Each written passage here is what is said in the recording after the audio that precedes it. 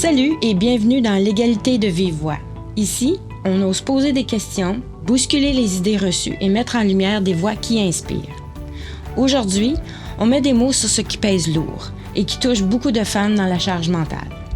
Nous allons aborder la réalité souvent passée sous silence, ce poids de devoir tout avoir en tête, tout le temps, comme une to-do list infinie que les autres ne voient pas. L'égalité de vive voix, c'est une mini-série de 3 épisodes balado qui explore les enjeux d'égalité des genres dans Prescott Russell à travers des discussions riches et nuancées.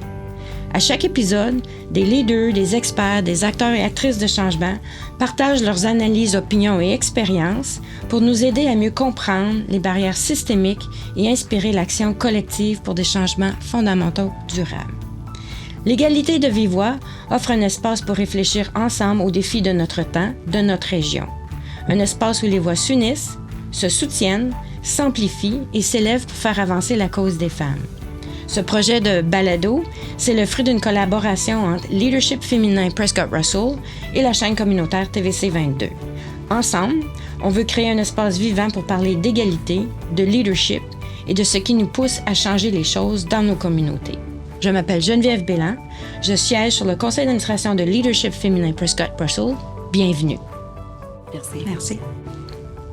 Nous sommes à notre 2e épisode d'une série de 3, où nous explorons les réalités souvent invisibles derrière le quotidien. Aujourd'hui, disons-nous les vraies affaires. Parlons de la charge, cette responsabilité mentale et émotionnelle qui dépasse les simples tâches à accomplir. Comprendre ce qu'elle est, d'où elle vient et pourquoi elle repose encore bien souvent sur les épaules des femmes.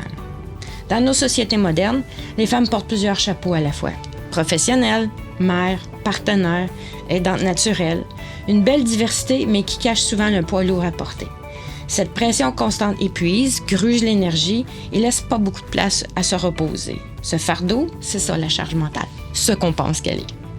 Un travail invisible qui ne se limite pas, comme je mentionnais, aux tâches domestiques. Ça, on parle de planification, d'anticiper, la gestion d'imprévus. Bref, tout ce qu'il faut pour que ça marche dans le quotidien. En parler, c'est essentiel. Ça a un impact, parce que ce fardeau a un impact direct sur la santé mentale, sur le bien-être et l'égalité des genres. Alors, installez-vous, on respire profondément, et si on se disait les vraies affaires. Pour cette discussion, je suis entourée de 2 femmes avec des backgrounds différents et un point de vue éclairant sur la question. Ensemble, on va tenter de comprendre ce que c'est la charge mentale et comment on peut collectivement alléger ce fardeau. Alors, enfin, avec une belle grosse introduction, merci d'avoir été patiente. Je dis bonjour au Dr Zanab Tahir-Ali, médecin de famille œuvrant à la clinique communautaire de Limoges et Chrysler, ainsi qu'au sein d'une clinique privée à Limoges. Son expérience est axée sur la santé mentale et émotionnelle. Bonjour aussi à notre 2e invitée, Aude Martel, copropriétaire de Martel et Fils à Van Cleek Hill, entrepreneur à la tête d'une entreprise familiale, la vente de monuments. Oui. Entre autres. On se présente comme ça, entre autres. Mais peut-être que vous voulez ajouter, parce que je sais que j'ai fait l'introduction officielle, mais tantôt on en jasait, peut-être que vous voulez ajouter. Peut-être Aude, tu veux Oui, dire? en fait, j'ai aussi un background en travail social, donc je suis travailleuse sociale de formation.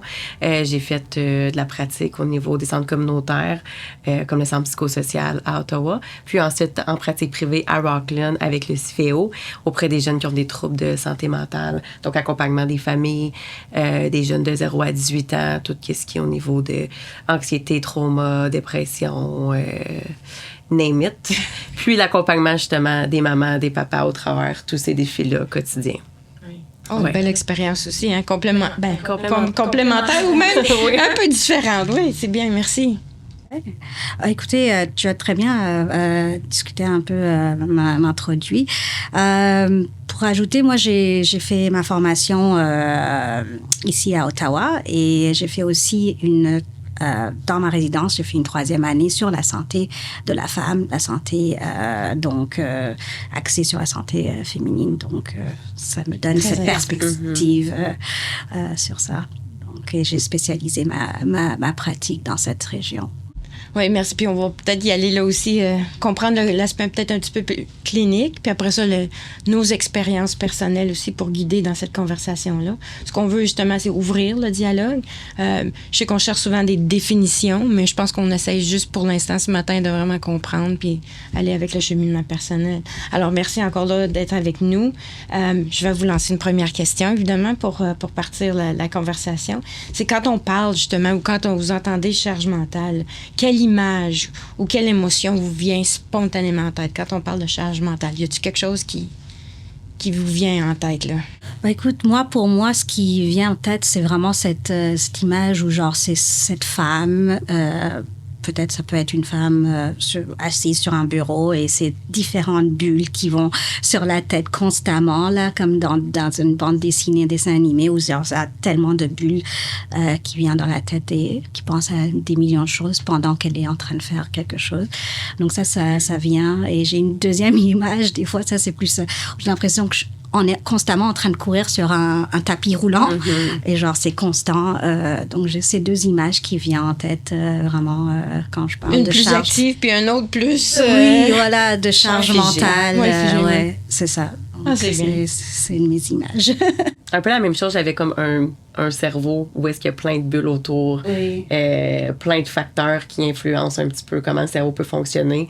Puis l'élément aussi de batterie. C'est une batterie qui est des fois pleine, qui est des fois à moitié, qui est des fois dans le négatif, dépendamment de la vie quotidienne puis des événements qui se passent. Fait que c'est un petit peu un mélange de... Tu sais, la femme, quand on voit qu'elle essaie de tenir son ballon sur un tas de livres puis qu'il y a plein de facteurs. Elle a une balayeuse dans la main, elle a des livres, elle a un des enfants, elle a plein de choses qui se passent. Puis je pense qu'on est toutes aussi maman. Fait qu'il y a ce facteur-là aussi qui rajoute à la charge mentale quotidienne.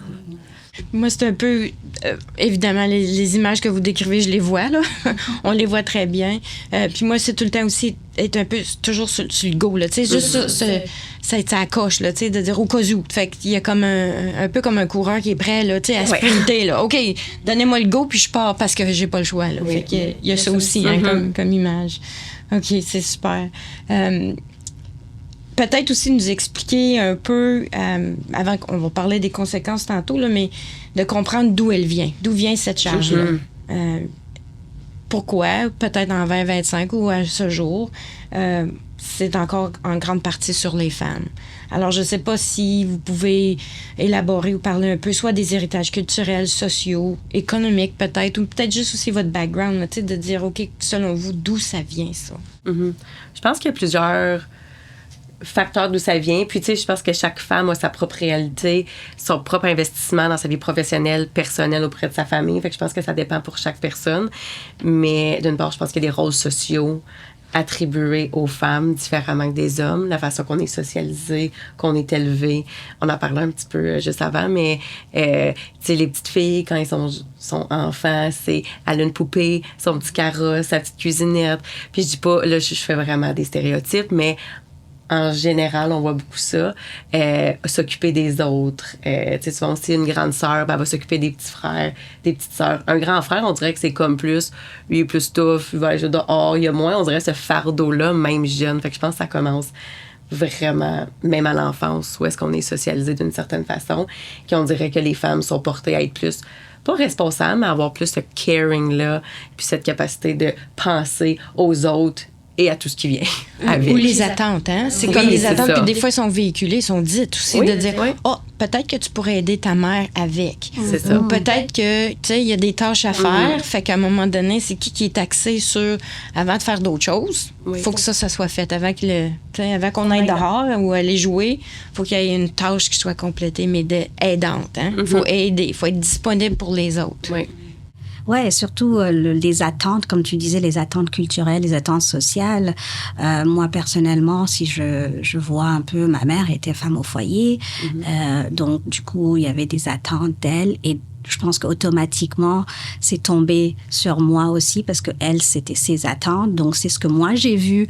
Donc, il y a ça aussi, c'est ce qu'on a vécu, ce qu'on a vu. On s'est dit, au niveau des cultures aussi, ça peut changer. Mais par exemple, si, comme tu disais, pour les tâches ménagères, souvent, c'est si on a, par exemple, des rencontres ou quoi que ce soit, c'est souvent la femme qui va aller préparer les choses et c'est attendu d'elle. Et je vois pas, des fois, on se sent un peu vraiment, on a ce fardeau en disant, OK, c'est moi qui dois se lever pour faire ça, mais c'est parce que on a vu ça en grandissant dans notre génération.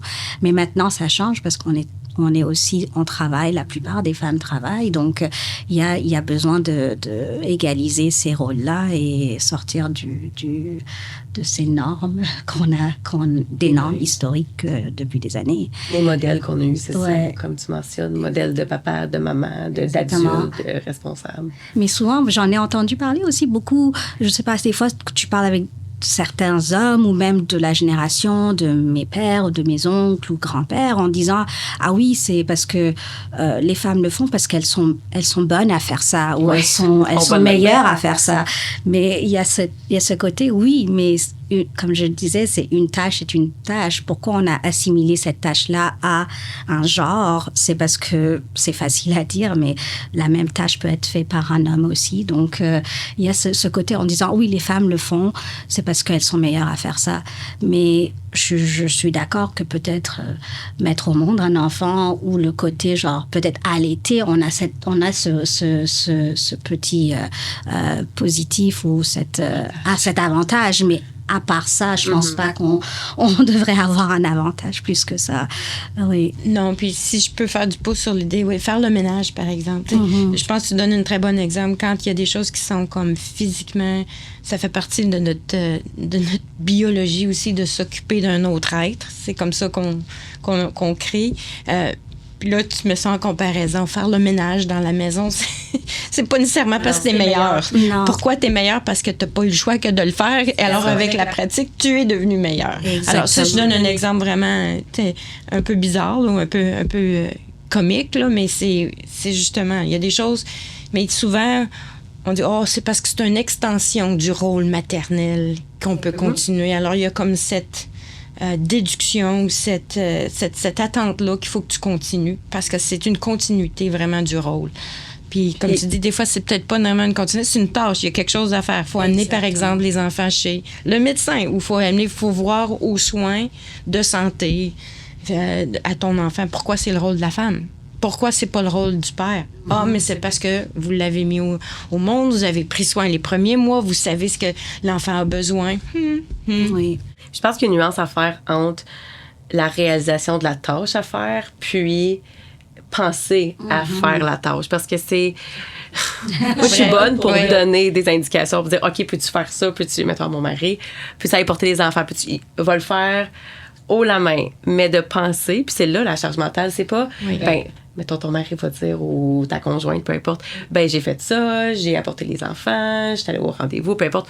Oui, mais dans la pensée, dans l'organisation, je pense que c'est là que la charge mentale est peut-être moins bien comprise. C'est pas dans la réalisation de la tâche, mais bien dans l'organisation, la planification, puis penser à tout ça. Oui.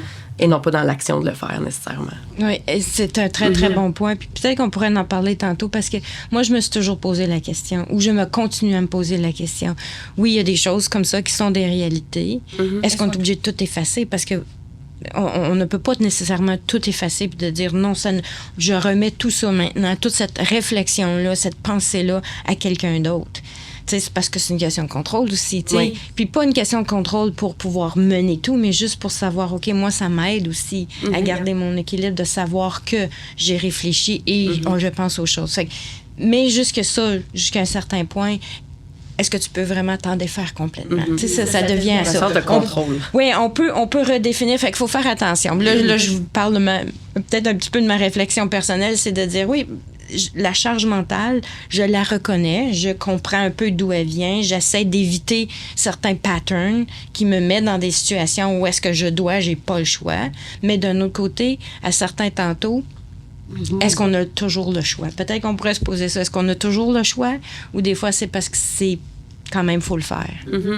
Ouais. On a parlé un petit peu plus tôt, mais le fait d'avoir des enfants pour une femme, je pense que ça vient booster la charge mentale. Tu as d'autres petits êtres à penser. Puis je pense qu'avec le fait que souvent, c'est les femmes qui prennent le congé de maternité aujourd'hui et dans le passé, on dirait que c'est comme la suite des choses. On a pris soin d'eux pendant... Tu sais, moi, ma fille, j'ai pris 6 mois de congé, mais après ça, ça perdure. Puis vu que j'étais avec elle pendant les 6 premiers mois, mon garçon, ça a été 9 mois, mais on dirait que ça me revient la tâche de planifier tous les rendez-vous, les changements de vêtements aux saisons, s'assurer qu'ils ont tout ce qu'ils ont besoin. Fait qu'on dirait que ça fait en sorte que c'est encore plus imposé sur la femme que sur l'homme. Ouais. Est-ce que tu dirais que c'est à ce moment donné-là que tu as eu comme un déclic avec tes enfants, que tu as fait, oups, il y a quelque chose de plus? Oui. Peut-être avant les enfants, ou peut-être il y en a que c'est comme aussi une carrière. Hein? C'est peut-être ou des parents d'une certaine âge qu'il faut que tu t'occupes. Si j'ose, je veux pas paraphraser, là, mais de dire que c'est quand à un moment donné, oups, faut que tu t'occupes de quelqu'un d'autre, puis la vie en dépend. Là. Est-ce que c'est là où est-ce qu'il y a eu le déclic pour toi de la charge mentale? Pour moi, oui, parce que avant d'être copropriétaire de Mère Téléfils, je travaillais à mon compte en pratique privée. J'avais une 40-50 de familles en suivi. J'enseignais à la cité collégiale. J'avais une compagnie avec mon conjoint puis une amie de repas vegan. Je faisais tout ça en même temps, puis je me sentais pas nécessairement dépassée. C'est quand j'ai su que j'étais enceinte que tout s'est remis en question. Mon mari a... Puis je ne demandais pas non plus de le faire, mais a gardé sa compagnie, gardé ce qu'il faisait à son compte. Moi, j'ai comme fait un 180 degrés, puis j'ai réévalué la suite des choses, à savoir ce qui était réaliste de faire. Puis j'ai dû mettre des choses de côté, puis faire des choix pour ma famille, pour mon enfant à venir, puis ces choix-là, ils ont bien été, je veux dire, c'était avec les conversations. Oui. C'est ça. J'ai pu intégrer la compagnie familiale, apporter un plus. Là, ça va super bien. On est mon frère et moi dans la compagnie, puis on s'appuie, puis on grandit là-dedans et tout ça, puis on amène la compagnie plus loin. Mais c'est juste le fait que encore une fois, c'est moi en tant que la femme du couple, parce que je porte aussi l'enfant. Je sais pas comment la grossesse va aller. Je sais pas si je vais pouvoir continuer à travailler longtemps. T'sais, on sait pas la réalité quand on tombe enceinte, comment ça va aller. Mm-hmm. Ça s'est super bien passé, mais on est quand même aussi limité à ce niveau-là, puis c'est nous qui prenons la charge. Ouais, c'est ta survie. C'est littéralement la vie qui est en train de naître et la survie aussi de dire, faut que je me rende jusqu'au bout de ce projet-là. Avec toute une charge de figurer un petit peu. Mon mari était là pour m'appuyer, mais... Oui, mais je trouve que c'est un très bon point, parce que là, je suis en train de penser, et je pense que c'est vraiment la pression qu'on s'est mis sur nous-mêmes, parce que je pense pas que mon mari aurait... je pense que si ça aurait été... Si moi, je prendrais pas cette responsabilité sur moi-même, on aurait peut-être eu ces discussions pour essayer d'égaliser les choses. Mais je pense que j'ai eu cette conscience en disant, je suis la femme, c'est à moi de le faire. Mais le déclic est arrivé, c'est vrai, quand on a nos enfants. Mm-hmm. Avant ça, soit j'étais étudiante, j'étais résidente, lui travaillait. Donc, on avait quand même cette équité ou égalité des tâches. Puis une fois que tu es tombée enceinte, tu as tes enfants, et là, je pense qu'on se met cette pression que nous-mêmes, on s'est mis. Et je pense d'en discuter avec son partenaire, de vraiment remettre les choses, les points sur les i, comme je dis. Mm-hmm. C'est important. Mais aussi, comme tu disais, la charge mentale, il faut faire la différence entre les tâches physiques et les tâches émotionnelles et cognitives. Parce que les tâches physiques, là, je pense que, comme on dit, tout le monde peut le faire. Mm-hmm. Et pourquoi c'est différent dans le domaine professionnel et versus le côté personnel. Dans le domaine professionnel, on a des tâches définies. Il y a quelqu'un qui gère les tâches. Quelqu'un qui gère et on a des tâches. Oui. Exactement. Et pourquoi pas la même chose à la maison aussi. Il y a faire les tâches, c'est pour tout le monde. Il n'y a pas le côté que c'est les femmes qui doivent le faire, ou un comptable et une comptable femme ou comptable homme ou n'importe. Donc c'est ça aussi. Des fois, j'ai beaucoup pensé. J'ai dit pourquoi on se fait ça, et le rôle de gérant, comme on est un peu genre nous, la femme, la gérante, et on donne nos commandes, nos conseils. Mais pourquoi pas parler de ah oui, c'est un peu trop de gérer ça du côté émotion. À un moment ou l'autre, j'ai besoin que quelqu'un d'autre prenne la place et diviser un peu les tâches émotionnelles surtout, pas les tâches physiques, parce que ça, c'est tout le monde a la capacité. Ça, c'est nos fonctions exécutives qu'on a tous certaines fonctions, mais c'est vraiment le côté émotionnel et cognitif qu'il faut avoir. Ouais, puis peut-être on pourrait revenir tantôt justement à se dire, OK, si disons-nous les vraies affaires, si on dit non, moi je suis enceinte, mais j'arrête là. Comme je prends pas toute la responsabilité. Ouais. Et qu'est-ce que serait la réaction de ton entourage?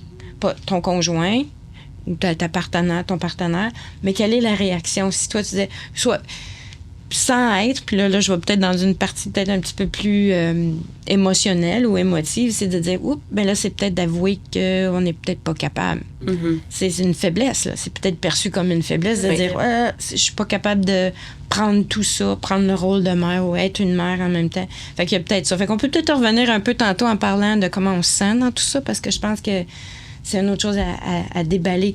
Juste pour revenir, dans la pratique, par exemple, Zénab, les femmes que tu accompagnes, est-ce que tu vois un déclic aussi quand on parle, puis quand ils viennent qu'à comprendre d'où vient la charge mentale? Tu sais, parce que des fois, c'est toujours la partie difficile de réaliser, comprendre qu'il y a quelque chose qui se passe qui est peut-être au-delà. Parce que c'est dans la tête, c'est vécu dans le physique, c'est vécu dans le quotidien, mais quand c'est la tête, je sais pas si tu as vu un déclic quand tu as des conversations comme ça avec les femmes. Oui, et ces dernières genre depuis peut-être, je sais pas, est-ce que c'est la pandémie aussi, dans les derniers 3-4 ans ou 5 ans, beaucoup, la santé mentale a vraiment explosé en général.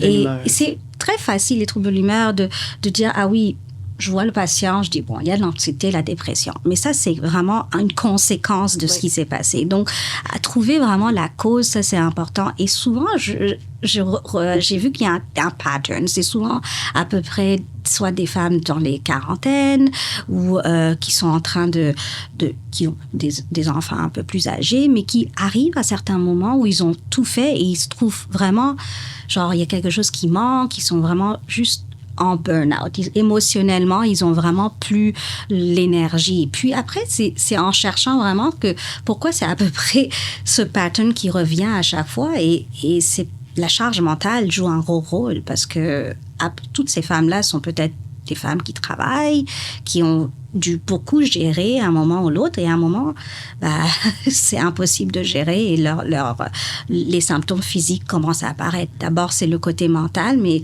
là, on commence à avoir les symptômes physiques, l'insomnie, la fatigue, l'irritabilité, tout ça, ça joue un rôle et après un moment, des fois, c'est de plus en plus au début, on les voyait, on dit, ah oui, bon, on va te donner des antidépresseurs, on va te donner la thérapie, mais des fois, c'est pas ça la solution. C'est vraiment essayer de retourner dans ce qui a été vécu et peut-être donner plus de support dans ce côté-là. Et aussi, d'en parler en disant, tu n'es pas la seule. Genre, il y a beaucoup de gens, et leur donner leur support. Et des fois, ils n'ont pas besoin, ils ont juste besoin de ça, juste la validation. La validation que c'est normal et qu'il y aura quelqu'un, on va t'accompagner par la suite, là, dans le futur de tes symptômes. Je trouve que ces derniers temps, j'en vois pas mal. Après, ça, c'est une autre bête, on parle pour les femmes, la ménopause, la périménopause, parce que les hormones, parce que je trouve que c'est un cycle pour les femmes. On grandit, puis on commence à avoir nos enfants, puis après là, on commence à aussi, on est professionnel, on essaie de manager le travail et la famille. Puis là, vers les fin 30, 40 ans, on se dit, on a un rythme, on commence à s'installer, les enfants sont un peu plus indépendants, on commence à se dire, OK, je maîtrise, et bam! C'est les hormones qui arrivent et tout ça qui fait que pour l'instant, je pensais que je pouvais prendre du souffle, un répit, et là, non, j'ai pas de répit, et là, ça recommence, et les symptômes physiques qui commencent. Donc, c'est ça que je vois beaucoup dans ma pratique et que j'essaie d'accompagner en disant, c'est normal. Et comme je dis à beaucoup de femmes, je dis, écoute, si les hommes avaient la ménopause, là, on en parlerait tout le temps. Il y aurait des congés de ménopause, il y aurait vraiment... Donc, il faut en parler et c'est ce qu'on fait aujourd'hui. Mais c'est super, tu sais, on a parlé un peu de comprendre qu'est-ce que c'est, d'où ça vient. Ce que je trouve intéressant dans la conversation, c'est que c'est pas fini toujours la charge. Il y a des cycles. On parle de, tu sais, quand tu dis que tu es plus jeune, tu as une certaine énergie, tu as une certaine volonté, tu as une certaine façon d'être. Tu apprends beaucoup, mais tu maîtrises certaines choses, puis tu as le goût de faire. Quand tu arrives à un certain autre âge, plus tard dans ta vie, tu as vécu certaines choses. Tu sais aussi avec la charge mentale comment peut-être des fois régler une couple de fois, puis après ça l'arrive quand même. Tu penses avoir maîtrisé certains éléments, pas nécessairement de ta vie, mais de tes réactions à. Puis là, il y a tout un chamboulement avec, comme on a dit tantôt, un peu les hormones. Fait que c'est intéressant de voir que de reconnaître que ça passe, ça revient, ça passe, ça revient. On évolue là-dedans. Tu le mentionnais tantôt aussi, Aude. On change, on grandit là-dedans, on apprend à se connaître, mais en même temps, il y a des défis qui viennent remettre souvent en question nos choses. Donc, et puis là, c'est ce qu'on discute là maintenant, c'est les effets de la charge. Tu parles des choses très, très réelles qui sont... On mène ça pendant un bout, puis après ça, à un moment donné, le physique nous lâche. Hein, ou il y a quelque chose que, au-delà de notre contrôle, il y en a certains que c'est peut-être plus émotif ou au niveau de la charge de la santé mentale, parce qu'il y a des éléments qui ont changé. S'ils se retrouvent dans une certaine partie de leur vie où est-ce que leur rôle est à redéfinir, ils n'ont plus de travail ou ils ont fait leur carrière et puis maintenant sont rendus grand-mère. Non, sont rendus à un autre rôle puis il faut se redéfinir. À ce moment donné-là, c'est le côté émotif qui vient aussi entrer là-dedans. Je sais pas si vous voulez en parler un peu, là, de dire les effets, peut-être autres les effets de cette charge mentale-là dans le quotidien. Comment tu vis ça? Oui. Si je peux juste mentionner un petit peu, tu parlais tantôt de... C'est nous-mêmes qui s'imposent. Puis je sais que je suis une personne très performante. De mon enfance à mes études, après ma maîtrise, c'était toujours, faut que je réussisse bien, tout est sous contrôle. Puis je pense que étant professionnel aussi, on veut toujours plus, on va aller chercher plus, on veut perfectionner. Je vais être là pour les employés, pour mon équipe, à la maison, pour mes enfants, pour mon mari. Je veux m'entraîner, je veux être en forme, je veux bien manger. Il y a tout ça. Puis à un moment donné, mon mari me l'a dit, là, c'est toi qui s'impose ça. Puis c'est vrai. Je pense qu'elle est capable de réaliser, de se rendre compte, de le verbaliser, de le comprendre, puis de dire, OK, je pense que c'est correct si je laisse un petit peu de côté, mais c'est vraiment difficile. Puis je pense que de réaliser justement que c'est difficile parce qu'après ça, au niveau des impacts, je me sens pas assez, je me sens... j'ai un petit peu de culpabilité, justement, mettons, par rapport à mes enfants, de ne pas être assez à la maison, de travailler très tôt le soir, d'arriver la madame qui court, là, ça, c'est moi qui arrive en rushant à la garderie pour être sûr que je les ramasse à l'heure. Je pense que c'est beaucoup de culpabilité qu'on ressent, de peut-être pas se sentir capable de tout réaliser puis d'oublier. Je pense que depuis les enfants, j'appelle ça un brain mom, là. J'oublie tout, je dois faire des notes, je dois m'écrire toutes les petites choses, je me trouve des trucs, mais aussi, ça a des impacts cognitifs. Ça va revenir, puis après ça va repartir. Prépare-toi avec des bons trucs pour toute la vie. Et ça aussi, on a aussi encore stigmatisé, on dit pregnancy brain. Pourquoi on parle de pregnancy brain? Tu sais, il y a ce côté, genre, encore stigmatisé en genre. Il n'y a aucun moyen, pourquoi on fait ça? Mais autre chose, justement, j'étais en train de penser, c'est quand on se met cette pression-là, c'est des fois juste... Tu sais, tu parles à ton partenaire et tu te dis, mais pourquoi? Genre, à quoi ça sert de le faire? Mais je pense qu'il y a aussi le rôle des médias sociaux joue un gros rôle. Je pense qu'il faut rajouter ça. Et pourquoi cette génération aussi, de plus en plus, on est en train de sentir cette pression-là? Parce que tu vas sur Instagram, tu vois les photos parfaites des familles avec les enfants qui sont habillés parfaitement, la femme qui est les cheveux brushingés. Tu sais, tout est bon, la maison est parfaite. Personne n'a habillé, tout est nettoyé. Puis tu te mets cette pression en disant, mais comment ça se fait que c'est pas ma réalité, tu sais. Et donc, les médias sociaux jouent un gros rôle. Et encore plus donc, nous, c'est notre génération, mais encore plus la génération plus jeune. Ça va être plus difficile pour eux aussi. Donc, je pense qu'il y a ce côté aussi, cette attente des médias sociaux. Et j'adore regarder les vidéos de, la photo parfaite et combien de temps ça a pris pour prendre cette photo. Ça a pris 3 heures, impossible. C'est ça, ou le niveau d'effort pour se rendre à cette photo parfaite-là. Exactement. Puis après ça, il y a eu un petit peu du touching dans la photo. Hein? On a rajouté des couleurs parce qu'on était un peu blême. Admettons, là, on a changé de... Mais même si t'es pas tu passes pas beaucoup de temps dessus, ça a un impact. Ça a un impact. Que tu vois une chose par jour, c'est sûr que ça vient te re-questionner. Moi, je dirais beaucoup de culpabilité, re-questionnement, remise en question. Je pense que c'est... Puis oublie ça, c'est sûr que j'oublie à profusion. Ouais. Mais c'est vrai, hein? Oui. Ça, c'est les émotions qui viennent, c'est comme les impacts de cette charge mentale-là. Ça vient te chercher dans les émotions que tu dois aussi apprendre à gérer, puis à se parler, là, tu sais, de dire...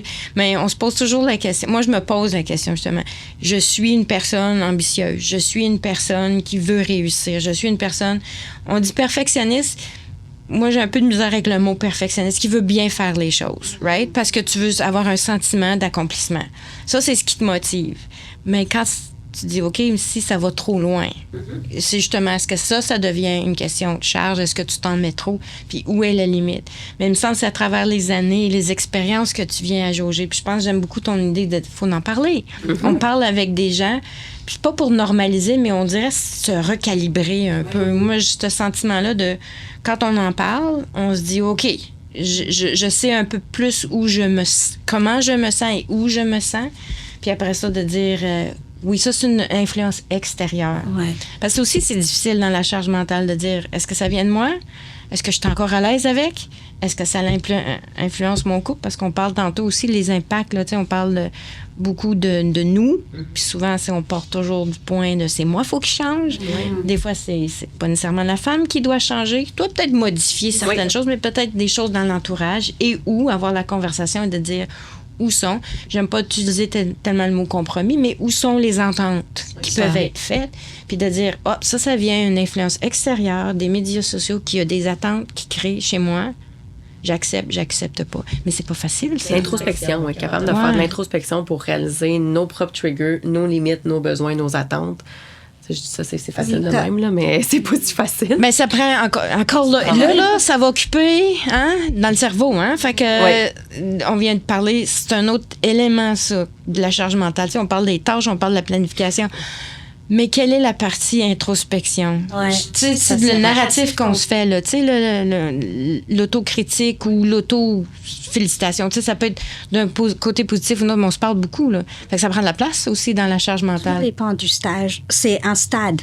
Il faut être prêt, il faut que le cerveau soit prêt pour cette introspection. Quand c'est trop tôt, ça va pas marcher. Donc souvent, c'est pour ça que c'est un stade. Quand je vois mes patientes, là, le premier rendez-vous, on parle pas trop d'introspection. C'est quoi la cause, c'est quoi les symptômes. Puis après quelques visites, là, on commence parce que le cerveau est prêt pour avoir cette introspection. Tu peux pas avoir ça. T'es pas prêt dès le début. Et si tu le fais dès le début, c'est rajouter, comme tu dis, sur ta charge mentale. Je me suis fait sur ma liste là qu'il faut que je pense à exactement. moi-même. Donc, il faut réaliser ça. Et souvent, moi, je trouve, mais ce que j'ai remarqué personnellement avec mes patientes, c'est en normalisant la chose, ça leur donne ils se sentent un peu soulagés. Juste le fait de normaliser. Parce qu'ils viennent voir le médecin, ils pensent qu'il y a un problème. Donc, déjà, le fait d'avoir un problème, c'est en disant, écoute, c'est normal ce que tu vis. Puis des fois, tu peux même parler de ton expérience personnelle. Moi, des fois, avec un patient, je dis, écoute, ça m'a pris... désolée, des fois, j'arrive en retard, 10-15 minutes. C'est parce que j'ai une crise dans la voiture avec mon enfant. Et tu sais, donc, après, il se dit, OK, le médecin aussi est humain et aussi a sa vie. Et donc, je pense le fait de normaliser la chose et dire, c'est pas un problème, c'est normal, ça leur donne cette pression, ça enlève cette pression qu'il y a un problème avec moi. Donc, ça, la relation de confiance aussi peut s'installer au lieu de donner directement des valeurs. Regarde, qu'est-ce qui se passe pour toi? Juste de valider puis d'avoir de l'empathie permet cette relation de confiance-là pour ensuite aller chercher de l'aide, justement, pour revenir puis travailler sur soi. Toute relation, il y a donner et recevoir. Donc, si tu es tout le temps en train de recevoir, le patient en train de seulement donner, il y a besoin d'avoir cet échange-là. Et donc, en tout cas, c'est pour dire qu'il faut normaliser les choses. Puis j'aime beaucoup quand tu mentionnes que c'est pas un problème. Non, c'est ça. Parce qu'encore là, dans certaines de nos natures, s'il y a un problème, il faut que je le règle. Vite. Parce que ça va... je pense, à long terme, puis il va y avoir des conséquences. Fait qu'on a tendance à vouloir régler les problèmes. Puis encore là, c'est quel est le niveau d'effort. Puis là, on se lance dans une charge, alors que c'est juste accepter, comprendre, puisque je pense, se donner de l'espace, hein? Donner l'espace. Puis peut-être on pourrait parler de beaucoup encore, là, c'est l'introspection, d'aller chercher de l'aide, d'être présente avec des réseaux pour ça. Mais qu'est-ce qui peut être fait aussi, peut-être dans des organisations? Là, je sais peut-être changer un peu le focus parce que soit les organisations ou peut-être dans la société. Puis là, on peut peut-être rêver un peu, tu sais, de dire qu'est-ce qui nous aiderait dans ce cheminement-là plutôt que de dire faut en parler, oui, mais est-ce qu'il y a quelque chose d'autre qu'on pourrait faire? Je ne sais pas si vous avez des idées là, pour partir de votre vécu. Déjà, tu parles très bien de l'organisation. C'est la façon que la société, même le cadre professionnel est fait. Et des fois, je pense qu'il y a besoin de changement par rapport à ça. Peut-être, il y a beaucoup plus de femmes. On est presque 70% de femmes dans la vie active aussi. Donc, il y a besoin de faire des changements au niveau organisationnel, comme tu dis. Donc, est-ce qu'il y a besoin de faire... ce matin, j'étais en train de lire un article je pense en Finlande, je pense qu'ils ont fait des journées de 4 jours et des journées de 6 heures. Oui. Est-ce qu'il y a des choses à changer? Maintenant, même moi, en tant que médecin, je reçois beaucoup de demandes de travail de la maison. Oui. Beaucoup de gens qui travaillent le virtuel, ils peuvent travailler aussi efficacement de chez eux. Et là, ça peut alléger leur charge mentale parce qu'il y a des choses qu'ils peuvent faire pour qu'ils soient plus performants au travail que perdre 2 heures pour aller dans un lieu où ils peuvent faire le même travail de chez eux. Pourquoi pas normaliser ça aussi? Et ça, après, ça va être mon petit cri de colère, c'est que maintenant, on essaye de toujours donner la responsabilité ou genre peut-être donner la responsabilité à quelqu'un d'autre. Là, maintenant, c'est devenu une responsabilité médicale que travailler... il faut avoir un certificat médical. Mais aucunement, c'est médical.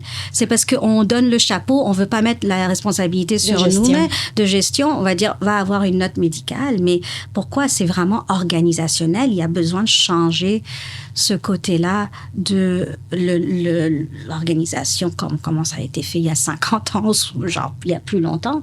La vie est différente, la réalité est différente maintenant. Et ce qui est bon, c'est que j'ai l'espoir, c'est que la nouvelle génération est en train de pousser un peu les barrières sur ce côté-là. Et en disant, si je travaille 9 à 4, même à 4h30, c'est mon temps personnel que j'ai pris.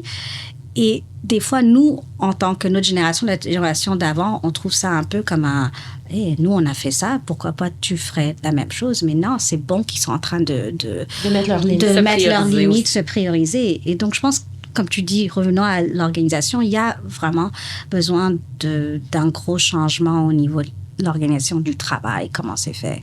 Oui. Oui, juste comme exemple, on a des suivis de performance au travail, on a des suivis, des supervisions, justement, s'assurer que le travail est fait et tout. Mais tu sais, puis je dis pas que c'est la responsabilité du travail nécessairement, mais avoir des genres de suivi de santé mentale, tu sais, comment tu vas... Oui, il y a le travail, mais ton outil primaire, c'est toi, là. Si toi, t'es pas là, tu te sens pas bien, tu ne peux pas performer au travail, t'as des limites. Tu sais, avoir un genre de... que ce soit inculqué dans le domaine du travail, de pas, oui, la performance, c'est bien, ton travail, mais la personne en soi, comment elle va.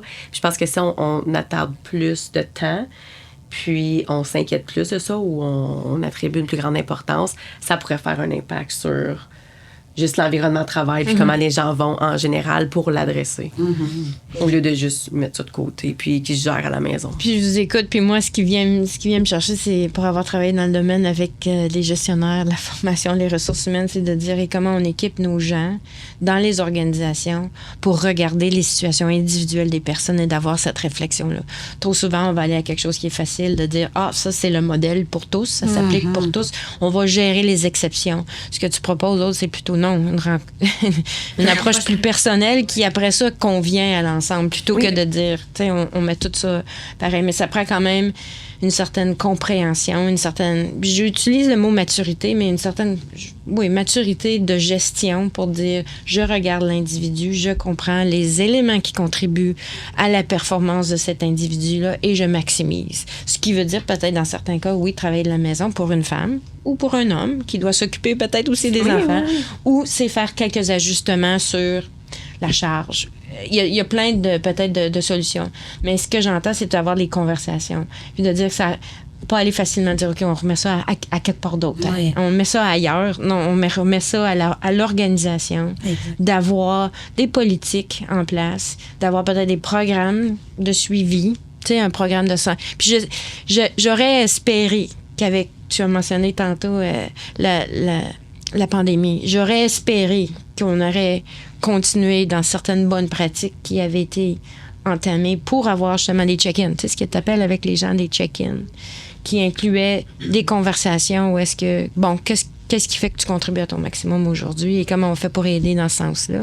Je pense avoir de l'aide même pour les entrepreneurs, les compagnies. Tu sais, moi, en tant que petite compagnie familiale, on est dans le day-to-day, on travaille, on n'a pas nécessairement le temps ou on prend pas le temps de faire des check-ins avec tout le monde. Pas que c'est pas important, c'est juste parce que ça roule, puis on est un petit peu partout à la fois. Fait que d'avoir un petit peu de l'accompagnement, c'est peut-être gouvernemental ou plus grosse ou plus gros portrait pour aider aussi les entreprises, les professionnels à redonner puis à valider auprès des employés comment ça va, puis avoir de l'aide à ce niveau-là. Oui, c'est vrai, parce que la dimension maintenant que tu apportes avec entrepreneur, on entend souvent ça, les femmes entrepreneurs. Mm-hmm. C'est beaucoup, là. Tu sais, parce que en plus, c'est le moyen de survie physique avec la famille, financier. Fait que, il faut que tu t'inquiètes des autres en plus. Oui, fait qu'il y a comme une responsabilité. Alors là, ce que tu parles, c'est d'aider les entreprises, les moyennes petites entreprises, de les outiller ou avoir du financement pour dire, OK, il y a des moments de faire de check-in pour les aider, soit dans des programmes ou soit dans du financement. Mm-hmm. Mettre les gens au centre. Oui. Beaucoup de compagnies, surtout même gouvernementales, on est à Ottawa, dans la région, ils appellent ça le EAP, l'aide aux employés, le programme d'aide aux employés, qui donne un support, etc. Mais des fois, beaucoup de gens que je connais, genre des patients, ils savent même pas qu'ils ont accès à cette aide. C'est le manque de communication et aussi le côté un peu genre tabou, que tu as besoin de l'aide. Genre, le fait qu'on est capable de tout faire, on devrait tout faire, et demander de l'aide, c'est comme une chose négative, ça veut dire une faiblesse. Ça, c'est vraiment... Il faut essayer de sortir de là. J'essaie de le dire. C'est quelque chose... En fait, c'est une force que tu demandes. C'est-à-dire, t'as cette capacité d'introspection que tu dis, écoute, mon cerveau ne peut plus prendre ça. Donc, j'ai besoin d'une aide extérieure pour m'aider. Et ça, justement, tu devais être fier que... Je dis à mes patients, tu devais être fier que tu es arrivé à ce niveau-là, parce que pas beaucoup de gens arrivent à ce niveau-là. Donc, c'est de redonner de la force sur quelque chose qui est perçu comme une faiblesse. Et donc, ça, c'est très important de sortir de ce tabou-là. Et des fois, c'est vraiment, tu as besoin d'un rôle, un modèle. Moi, personnellement, c'était, par exemple, pendant ma résidence, c'était notre directrice de programme qui... Parce que moi, j'ai eu mon premier enfant pendant ma résidence. J'ai pris mon congé, je suis retournée. Mon premier jour de retour, c'était une garde à Chio. Tu sais, avec les enfants. Welcome back, une garde toute la nuit. Et je suis là, oh my God, qu'est-ce qui va se passer? Mais le fait qu'elle m'a parlé, elle dit, écoute, tu sais que moi, je suis passée par un burn-out. Genre, et le fait que, waouh, c'est mon modèle, c'est mon supérieur, ma directrice, qui me parle vraiment normalement d'un burn-out, etc. Je me dis, waouh, ça m'ouvre la porte que moi, je peux être moi-même et je peux dire, écoute, il y a des jours, ça va pas du tout et que c'est normal que ça va pas. Et il faut, comme on dit, il faut essayer de déstigmatiser ça. C'est normalisant. Oui, c'est ça. C'est très important, ça, avoir des modèles avec lesquels tu peux échanger. L'autre notion aussi que vous parlez, c'est j'interprète ça un peu comme du in and out. Tu as besoin d'aide. Après ça, tu fais ton bout de chemin. Après ça, peut-être plus tard, tu vas, parce que tu parlais tantôt encore là avec le cycle, tu vas peut-être avoir besoin d'aide un autre tantôt. Puis c'est correct. C'est ce que c'est des services thérapeutiques. Oui, c'est de l'aide tu à un le moment comprends, dans notre tu vie. l'as travaillé dans ce milieu-là. Fait que ça n'a pas besoin d'être tout réglé, tout instantané, puis après ça, c'est fini forever. Puis bonne chance, c'est ça, bonne chance, bonne vie. C'est ça. Puis là, les gens ont l'air que ça revient. Non, peut-être que ça revient pas. C'est juste, il y a un autre élément qui apparaît à un autre tantôt. Là. C'est pas nécessairement revenu. Là. Moi, je trouve que je pense que ce qui peut faire peur d'avoir accès à un service de programme aux employés, par exemple, c'est peut-être l'impersonnalité. C'est impersonnel, on connaît pas la personne.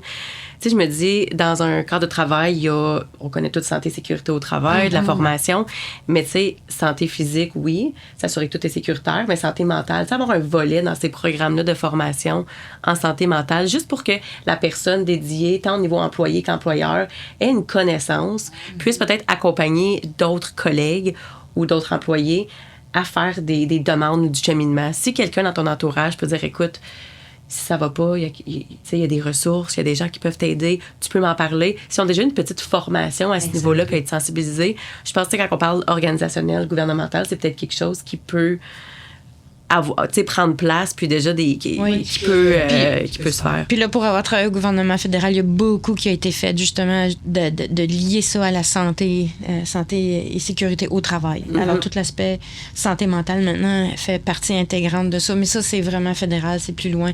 Là, on parle... Si on rapporte ça ici au communautaire. Non, mais c'est parce que c'est ça qui est difficile. Puis là, c'est une autre réalité. Là. C'est dans le quotidien, c'est dans le communautaire, c'est dans tes relations avec les gens avec qui tu fais affaire. Tu sais, c'est peut-être pas aussi bien outillé. Alors, c'est peut-être d'apporter cette réflexion-là ou ces bonnes pratiques-là, si on peut dire ailleurs, de dire, OK, on peut le faire.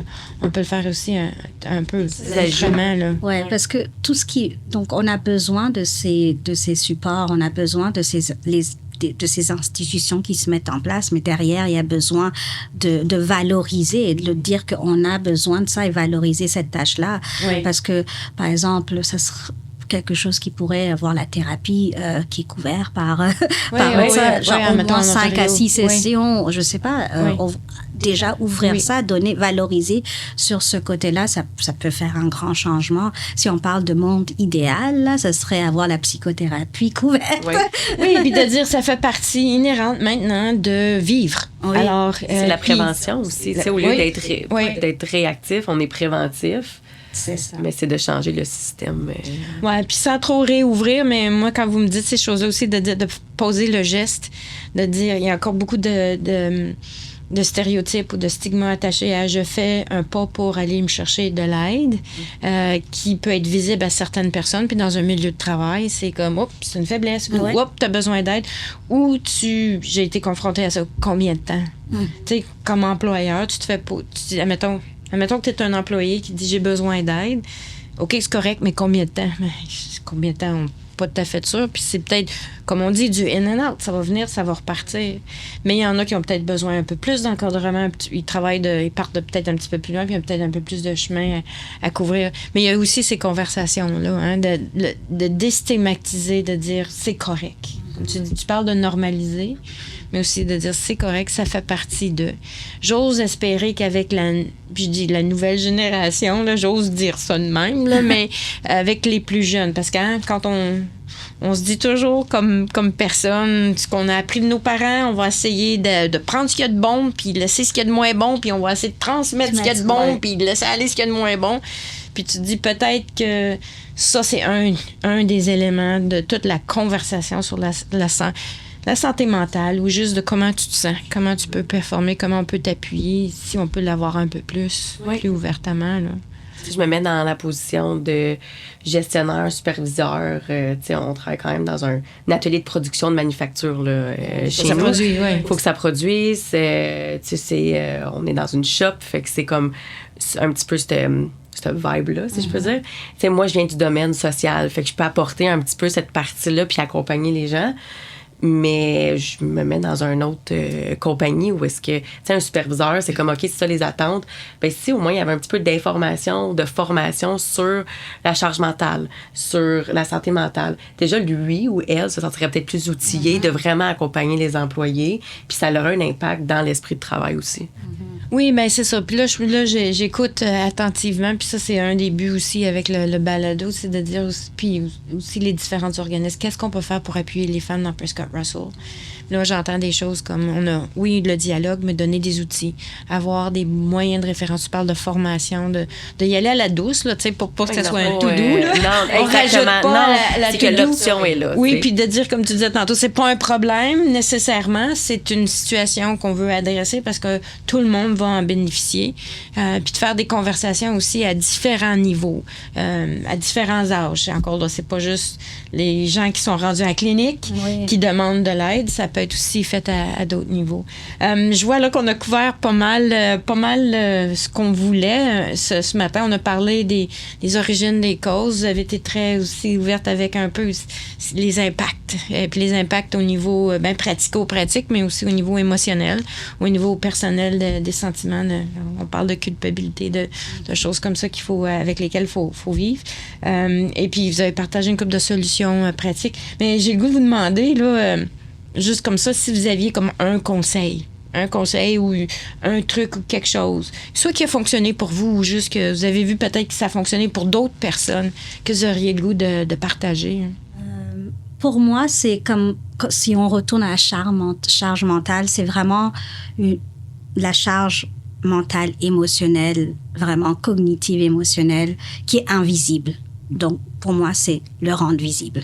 Le rendre visible, montrer que cette charge est là, donc communiquer, le rendre visible à travers la communication. Ça, c'est vraiment mon mot à dire, c'est sur la charge mentale, c'est rendre quelque chose d'invisible, visible. Pour en parler. Moi, je pense aussi de mon côté, c'est de se regarder soi-même. Si on peut regarder les autres, voir c'est quoi les limites des autres, les attentes, les besoins, mais en fait, c'est nous-mêmes. C'est toi, ta limite, c'est ça, ou tes besoins, c'est ça, mais être capable de le reconnaître, puis après ça, d'être de la communication. C'est sûr que quand plus on communique, plus on est capable de se comprendre, de se reconnaître, puis de communiquer, on s'aide soi-même.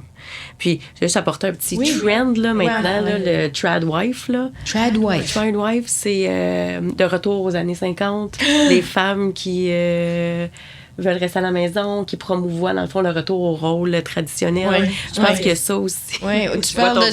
c'est parce que là, je t'aurais de dire, tu t'en vas du côté un petit peu politique? Tu t'en vas au sud? Non? OK, c'est correct. Puis c'est pas que je suis contre ça. Je pense que si c'est ça que tu veux, encore là, ça ramène à soi-même. Si c'est ce que tu veux pour toi, pas de jugement, parfait, exactement. Ça fonctionne pour ton couple, good for you. Je pense juste que si on se met ça comme idéal, puis dire ça serait donc le fun qu'on retourne aux années 1950, on vient de tout scraper les droits des femmes, puis la capacité de dire une femme professionnelle qui partage les rôles sociaux, qui partage la charge mentale, c'est faisable, puis on est en 2025, puis je pense qu'on est rendu là. Fait que je pense que ce mouvement-là, un petit peu, peut défaire des choses qui sont en train de se créer. Totalement. Puis si on n'est pas vigilant, ça va peut-être se passer peut-être un petit peu plus parce que là, on a parlé tantôt, c'est via les médias sociaux. Ça va vers une génération qui est peut-être moins outillée encore pour être capable d'être un peu plus critique à oui, j'accepte, donc j'accepte pas. Oui, ça s'applique à moi, non, ça s'applique à... Ou au moins, je tiens la conversation. Ils sont peut-être pas nécessairement équipés. Fait que faut être vigilant peut-être pour pas retour. Puis là, tu fais ça, puis après ça, tu as aussi, comme vous avez parlé tantôt, la Finlande, il y a les pays scandinaves aussi qui vivent ça, qui est perçu, en tout cas, de notre point de vue, un peu différemment, justement, il y a certains pays qui sont beaucoup plus égalitaires au niveau du rôle de la femme, dans les rôles de leader, dans les rôles de... Puis tu peux en avoir des hommes avec les carrosses, puis qui sont là pour le congé parental maintenant, parce qu'il y a eu certains mouvements dans ce côté-là. Mais oui, je pense que faut être très conscient qu'il y a des mouvements de société qui peuvent aller à l'encontre de peut-être ce qu'on s'était donné. Des acquis, mettons. Puis des valeurs qu'on veut continuer à avoir, puis qu'on envoie la force. Puis c'est ça, peut-être une génération un petit peu plus fragile dans ces conversations-là qu'il faut tenir en ligne de compte. Oui, je pense que ça vient d'un choix personnel profond, que c'est ce qu'on veut, parfait. Je pense que c'est quand ça commence à être imposé, qu'on est limité dans nos choix. Là, on passe de violence, puis et tout. Je pense qu'il faut juste faire attention. Ouais. Puis ça, c'est un bon segue, comme on dit. Puis là, je fais juste... Pour le prochain épisode, c'est super haute parce que c'est tout ça la question des modèles mentaux à l'enfance. Puis là, je sais que tu en aurais aussi beaucoup à dire aussi avec ça, de dire comment on est influencé, mais comment aussi, tu sais, il y a des choses que tu viens au monde avec, là, puis il y a des choses que tu développes. Hein. Fait que comment encore là, on est conscient. Ce que tu dis, c'est très, très important. On ne peut pas tout régler, on ne peut pas tout prendre. Puis ça, c'est une autre affaire. Hein? On dit, la charge mentale, c'est pas qu'on veut la prendre encore plus, de dire, il y a un gros problème, il faut la régler. C'est juste, on est conscient, on se voit, on s'entend, et ensemble, à force d'en parler, on va se donner les outils pour le faire. Fait que merci. Comme je pense qu'on arrive là, un peu à la fin. Moi, j'ai senti qu'on s'est dit les vraies affaires. Alors, c'était ça le thème.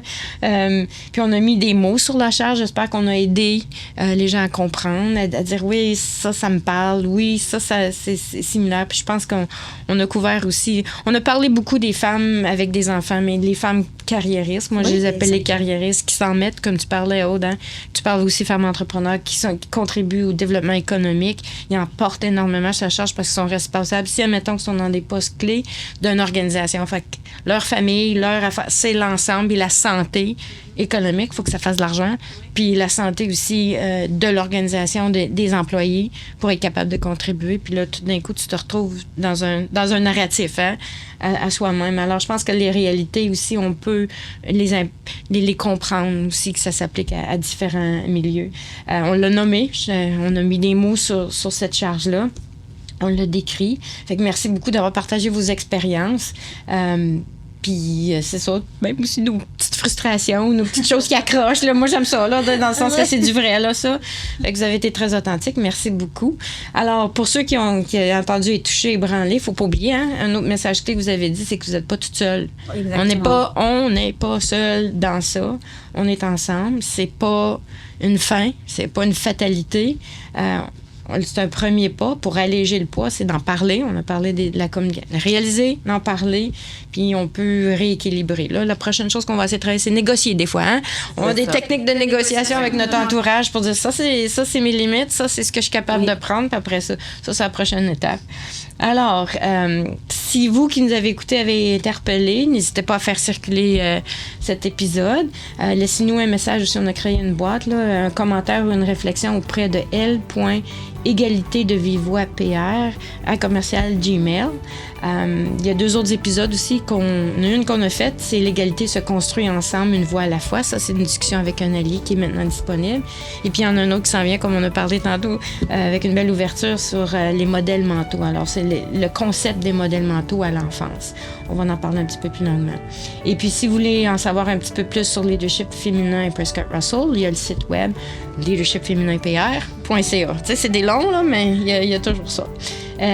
Puis pour terminer, merci au studio TVC 22 pour l'ambiance chaleureuse. Puis évidemment, merci beaucoup à mes invités. J'ai trouvé ça super intéressant, très ouvert. Merci. Merci d'avoir été là. À bientôt. Et d'ici la prochaine fois, bien, prenez soin de vous. Merci pour l'invitation. Merci.